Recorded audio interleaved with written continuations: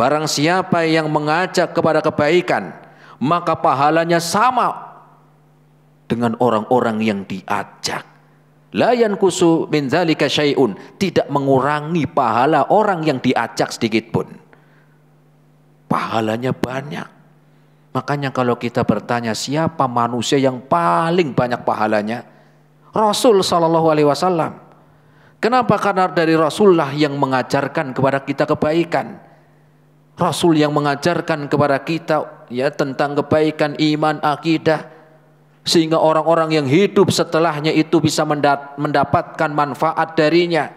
Maka pahalanya terus, walaupun beliau telah wafat, tetapi pahalanya terus mengalir. Kita kan pengen begitu. Enggak cuman apa? Enggak cuman hartanya yang mengalir, tetapi pahala. Kenapa? Karena pahala ini akan dia bawa sampai di hari kiamat. Ya. Atau misalnya juga buat buletin, ya enggak buletin. Kalau dulu tuh biasa di masjid-masjid, tapi sekarang sudah jarang. Karena memang orang ya kurang semangat kalau baca begitu. Yang ada malah buat mainan. Ya sekarang minimal di WA. Ya. Di status yang mengajarkan kebaikan. Ya. Atau juga membuat aplikasi yang manfaat. Masya Allah, ini manfaatnya luar biasa jemaah. Ya. Apalagi kaum muslimin mengambil manfaatnya, berapa banyak pahala yang dia dapatkan. Berapa banyak dia mendapatkan pahala dari aplikasi yang bermanfaat untuk Islam dan kaum muslimin. Bermanfaat untuk kaum muslimin secara umum, akan mendapatkan pahala, menyebarkan kebaikan. Kalau dulu seorang akan meneliti hadis Nabi, ya dicari kitab ini, kitab itu, diteliti lama panjang. Sekarang lewat aplikasi ada, tinggal dicatat hadisnya apa, siapa yang meriwayatkan, siapa yang mensohihkan, di kitab mana, nomor berapa, sudah ada hari ini. Walhamdulillah, nikmat. Yang dulu orang bisa membaca kitab, atau dulu dia akan menyampaikan satu hadis Nabi, kalau nggak punya kitabnya bingung. Sekarang lewat apa? Lewat aplikasi di HP banyak kita mendapatkan apa? Kitab-kitab. Ya. Tanpa jauh-jauh, tanpa kitab-kitab yang harus banyak di rumah. Ya, ini adalah manfaat. Ya. Ada lagi cara mencari di dalam ayat-ayat Al-Quran. Dulu kita waktu masih belajar, kalau cari kamus bahasa Arab, ya kita beli kamus yang gede-gede, ya ada kamus yang gede, ya paling nggak bisa kita bawa kemana-mana, wong tebel dan gede. Sekarang lewat aplikasi ada kamus bahasa Arab, kita nggak tahu ini artinya apa, kita tinggal cari nama itu, ya kemudian keluar. Ini adalah suatu membuka kebaikan dan pahala yang terus mengalir. Walaupun seandainya orangnya telah meninggal dunia, maka dia akan terus mendapatkan pahalanya. Sebagaimana video sekarang direkam, entah sampai kapan tahun setelahnya. Mungkin sekarang tidak banyak, besok tidak banyak, kita nggak tahu. Ya, mungkin setelah beberapa tahun lagi banyak orang yang mengambil manfaat dari video ini. Kita nggak tahu. Ya, kita tidak mengetahui kenapa Allah Subhanahu wa Ta'ala memerintahkan agar kita menyebar kebaikan, ya, menyebar kebaikan, kemudian bisa menyebarkan kebaikan, bersemangat menyebarkan kebaikan dengan harta. Bagaimana dengan harta? Ya kita membuka donasi misalnya untuk apa, pembangunan masjid, untuk apa, pendidikan, untuk pondok pesantren, untuk apa, ya keperluan umat, untuk kebutuhan kaum muslimin, atau kebutuhan apa secara umum manusia. Ya. Rasul sampai mengatakan dalam hadisnya, idza matal insanu inqata'a amaluhu illa min salasin. Ketika seorang meninggal dunia, amalnya terputus. Apa maknanya amal terputus? Karena dia sebelum meninggal dunia masih bisa ngaji, masih bisa menyimak pengajian, masih bisa baca Quran, masih bisa sholat, masih bisa sholat Jumat. Setelah meninggal dunia, siapa yang nyuruh ngaji? Setelah meninggal dunia, siapa yang dengar sholat Jumat? Udah meninggal. Itulah maknanya terputus. Illa min salasin, kecuali dari amalan-amalan ini yang pahalanya enggak terputus. Apa diantaranya? Shadaqatun jariyah, dengan hartanya. Shadaqatun jariyah, dengan harta yang dimiliki dia apa? Bersedekah untuk manfaat untuk dirinya dan umat ini. Ya. Shadaqatun jariyah, dengan bersedekah, dengan berinfak. Maka aslinya ketika seorang bersedekah berinfak itu hakikatnya kebaikan untuk sendiri. Maka akan kembali kebaikannya. Ya. Belum lagi pahala yang terus mengalir walaupun seorang meninggal dunia. Adapun harta yang masih kita miliki, yang masih disimpan, yang masih di bank, yang masih dipakai, ketika meninggal dunia belum sempat diinfakkan, kira-kira kalau mati ikut pahalanya? Ikut enggak? Enggak ikut. Kenapa? Karena dia meninggal dunia dalam keadaan belum mengeluarkan hartanya. Ya.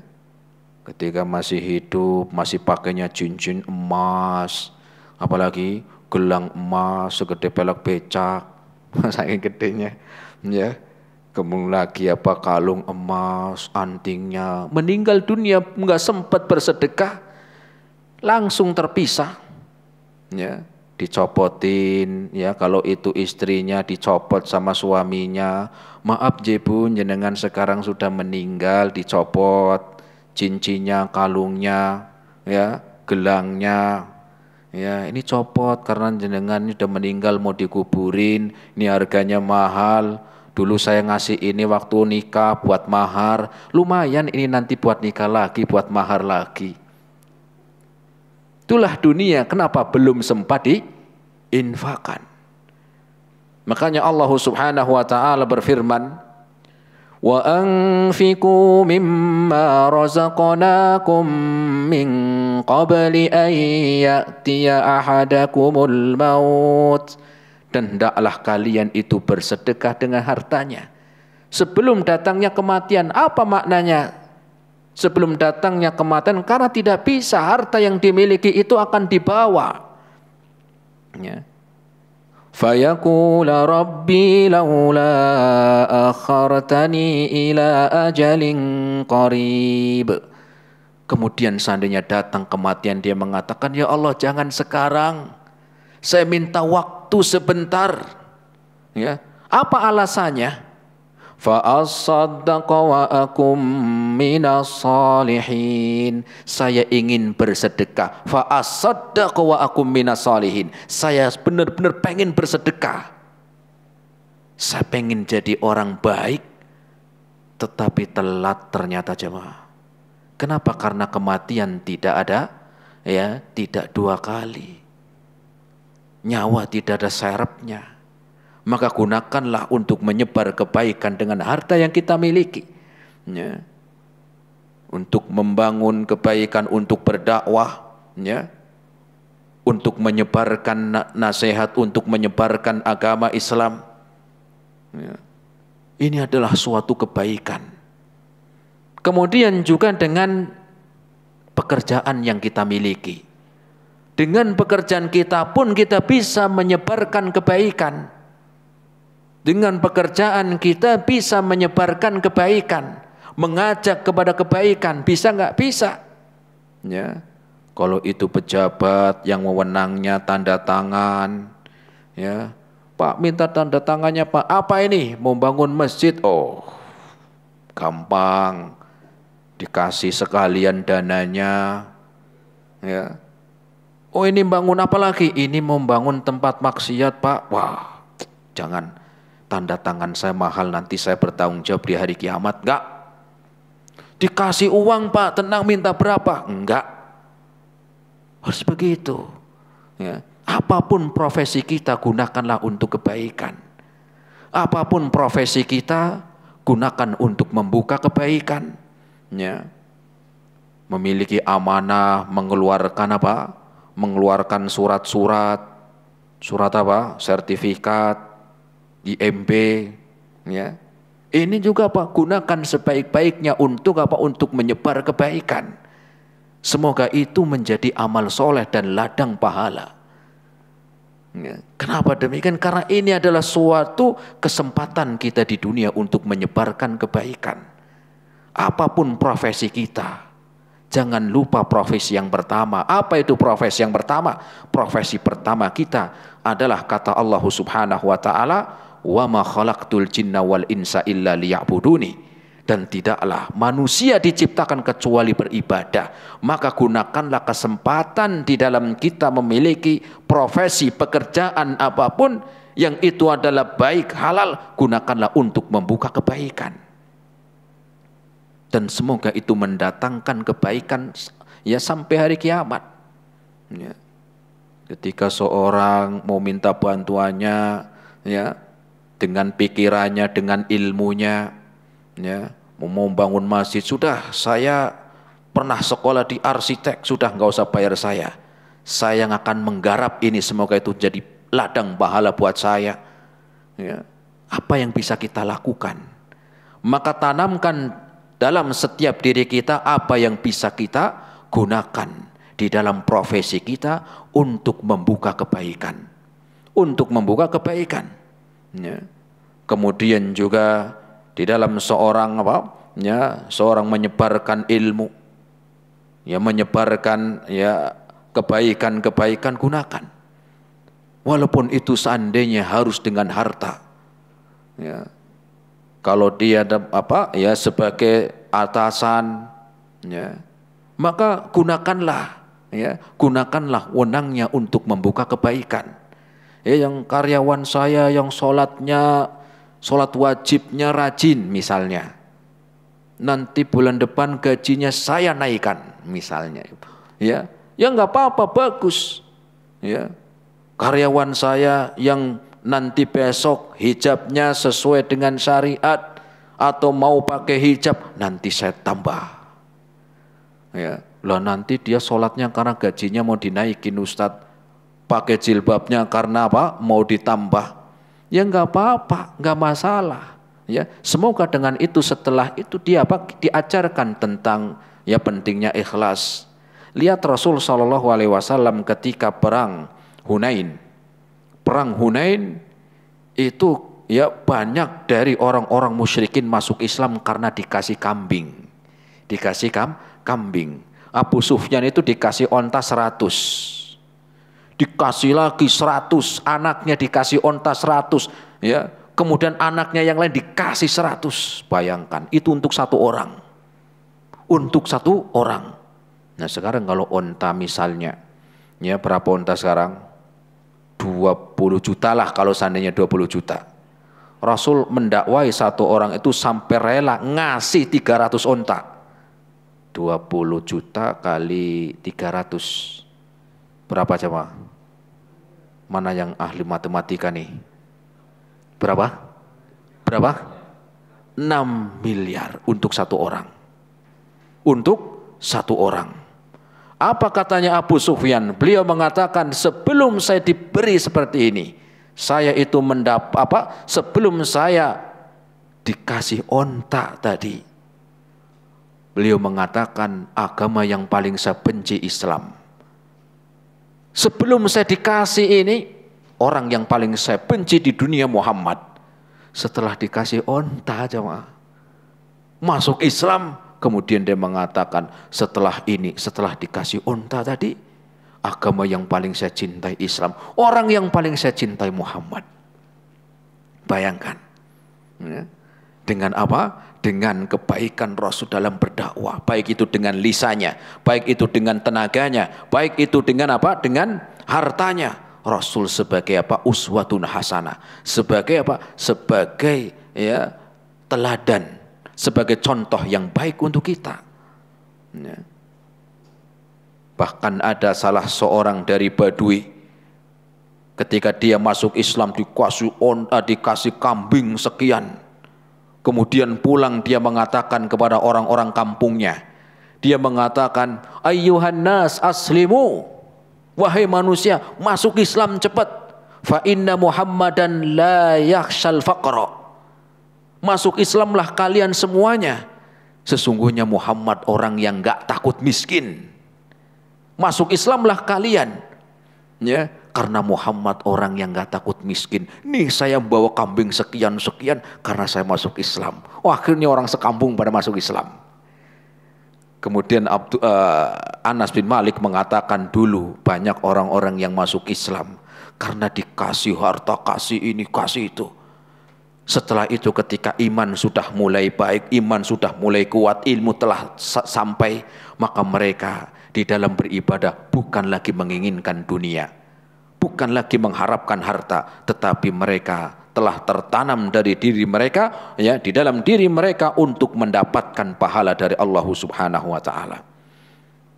Kemudian siapa orang-orang yang kita ajak kebaikan? Siapakah orang-orang yang kita ajak apa? Ya, kebaikan. Maka orang-orang yang kita ajak kebaikan secara umum adalah semua manusia. Semua manusia, baik itu laki-laki ataupun perempuan, baik itu kaya ataupun miskin, pejabat ataupun rakyat, orang baik sama orang jahat. Orang baik jahat, iya sama, orang baik orang jahat, ya. Orang jahat gimana? Sama orang jahat pun demikian. Fir'aun, tahu Fir'aun? Kenal? Fir'aun, orang yang dilaknat dalam Al-Quran. Manusia yang dosanya besar, Fir'aun, siapa yang gak kenal? Itu Allah perintahkan Nabi Musa dan Nabi Harun untuk datang ngajaknya, mengajak untuk kebaikan. Itu Fir'aun.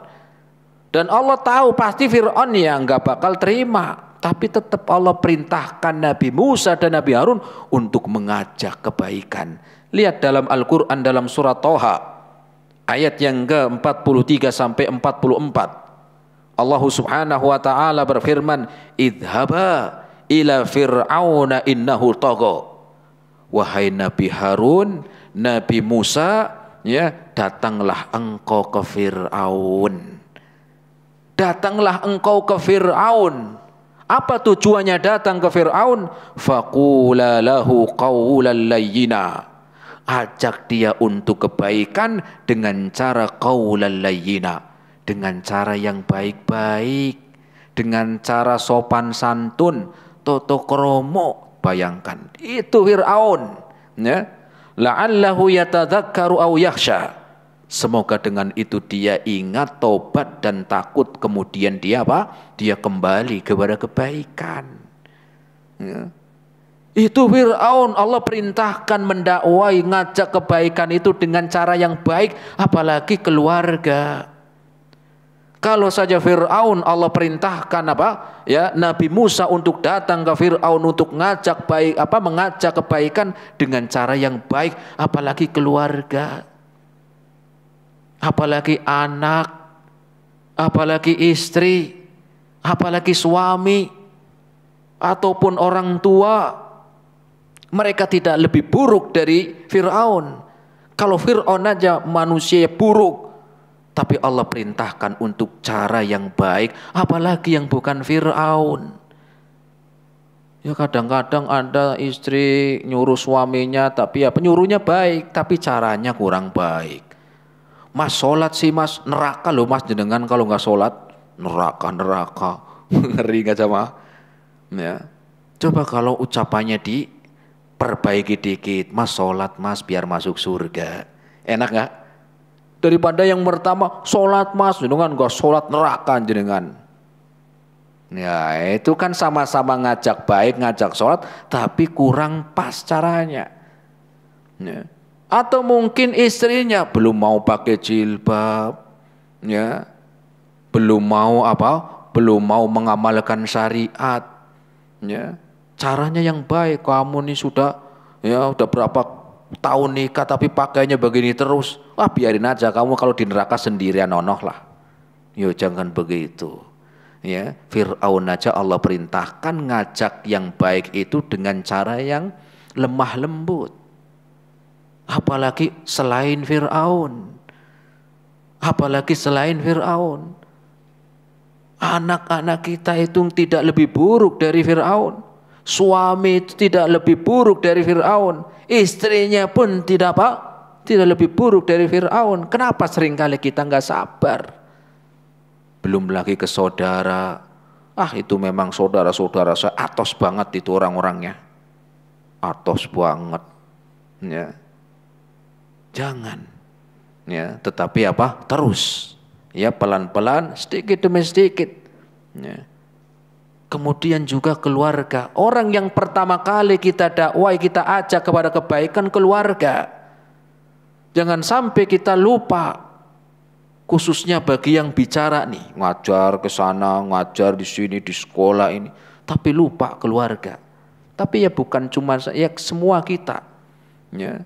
Maka jangan lupakan keluarga. Jangan lupakan keluarga kita. Berusaha untuk kita mendidik keluarga kita. Rasul ketika awal pertama kali dakwah ke siapa? Keluarganya. Sebelum orang lain Rasul dakwah kepada keluarganya. Pertama kali Rasul mendapatkan wahyu dari Allah Subhanahu wa taala. Itu yang dikumpulin mana? Yang dikumpulin orang-orang Bani Hashim. Dari Bani Abdil Manaf. Ketika itu Rasul berdiri di atas bukit Sofa dan mengatakan, ya ma'asyaral Quraisy. Dipanggil semua orang-orang Quraisy. Ya ma'asyara Abdil Manaf. Ya Bani Abdil Manaf. Ya Bani Hashim, dipanggil satu persatu kabilahnya. Ya Abbas pamannya. Ya Sofiyah bibinya. Ya Fatimah binta Muhammad. Wahai Fatimah anak saya. Dipanggil. Apa kata Rasul? Salini masyi'ti min mali. Kalian wahai saudara-saudaraku, kerabat-kerabatku, ya, paman-pamannya. Ya kemudian paman-pamanku, bibi-bibiku, anak-anakku. Sekarang kalian minta kepada harta yang saya punya saya beri. La agni anki minallahi syai'a. Karena aku nanti tidak mampu untuk menolong kalian di hari kiamat. Sekarang saya punya harta, minta harta ke saya kasih. Kalian saudara saya, kalian kerabat saya, kalian anak saya, minta. Saya punya harta, saya kasih. Tetapi saya tidak mampu menolong kalian nanti di hari kiamat. La agni ankum minallahi syai'a. Saya tidak mampu menolong kalian nanti pada hari kiamat. Walaupun kalian istri, walaupun kalian anak, walaupun kalian kerabat-kerabat dekatku, aku tidak mampu menolong kalian di hadapan Allah. Ya, sampai kalian beriman kepada Allah Subhanahu wa taala. Ternyata apa yang terjadi? Ya, ada yang beriman 1-2 orang, sisanya nggak pada beriman. Itu kerabatnya. Rasul datang baik-baik. Ya. Maka jangan lupakan keluarga. Yang paling utama untuk mendapatkan kebaikan dari kita itu siapa? Keluarga kita. Sudah ngaji, sudah belajar, sudah berapa lama kita belajar ilmu agama, ya. Maka orang yang paling tepat, orang yang paling pertama mendapatkan efek kebaikan yang kita dapatkan itu keluarga. Bukan berarti nggak boleh sama orang lain, tapi yang paling utama adalah keluarga kita. Jangan sampai kita lupakan mereka.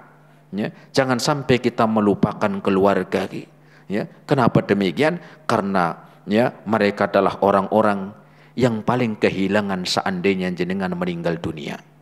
Mereka adalah orang-orang yang paling mengingat jenengan ketika apa? Ketika jenengan meninggal dunia. Kenapa? Itu keluarga. Bukan teman, bukan komunitas, dan bukan juga teman satu grup. Kalau jenengan meninggal dunia, paling teman-teman komunitas grup sudah dikeluarkan dari grup. Isi anu meninggal kemarin kok masih di grup, keluarin, nanti komen lagi, dikeluarin, ya kan? Gitu, paling datang mengingat sehari 2 hari, tetapi orang-orang yang paling mengingat kita itu keluarga. Orang-orang yang paling kehilangan seandainya kita meninggal itu adalah keluarga. Bukan teman di FB, bukan teman di WA, tetapi keluarga kita. Maka ya hendaklah kita mengingat, mengharapkan ya untuk mendapatkan kebaikan sebagaimana kita mendapatkan kebaikan. Mereka orang-orang yang paling kita harapkan seandainya jenengan meninggal dunia. Mereka adalah orang-orang dari keluarga kita yang paling kita harapkan seandainya jenengan mati. Kenapa? Karena dari doa-doa mereka lah. Berbeda dengan teman. Teman mau doain, ya cuman takziah doang. Tapi anak, istri, suami, orang tua, itulah mereka orang-orang yang terus mengingatnya. Ya. Mereka lah yang kita harapkan seandainya kita meninggal dunia, kita mengharapkan doa-doa mereka. Bukan tanah, bukan mobil, bukan jabatan, bukan harta, apalagi rumah. Ya, tetapi doa-doa dari keluarga. Orang yang paling dekat dengan kita adalah keluarga. Dan orang-orang yang paling utama untuk mendapatkan kebaikan ya untuk kita adalah keluarga, kemudian kerabat, saudara, tetangga, kemudian juga masyarakat secara umum. Ya, maka hendaklah kita bersemangat di dalam ya memberikan kebaikan sebagaimana Rasul sallallahu alaihi wasallam bersabda di dalam hadisnya, man dalla ala khairin falahu mithlu ajri fa'ilihi. Barang siapa yang mengajak kepada kebaikan, maka dia mendapatkan pahala dan mendapatkan pahala yang dia ajak kebaikan. Dan orang yang paling tepat, orang yang paling utama untuk mendapatkan kebaikan, kita ajak kebaikan, itu keluarga. Kemudian seterusnya. Semoga bermanfaat pada kesempatan siang hari ini tentang kajian kita, yaitu dengan bahasan dari kitab Kaifa Takunu Miftahan lil Khair, yaitu buku pembuka pintu-pintu kebaikan. Semoga bermanfaat. Kita lanjutkan insyaallah ta'ala di pertemuan yang akan datang dengan pembahasan setelahnya, yaitu yang ke-13. Terima kasih atas segala perhatiannya. Mohon maaf atas segala kekurangannya. Kita akhiri subhanakallahumma bihamdika asyhadu an la ilaha illa anta astaghfiruka wa atubu ilaik. Assalamualaikum warahmatullahi wabarakatuh.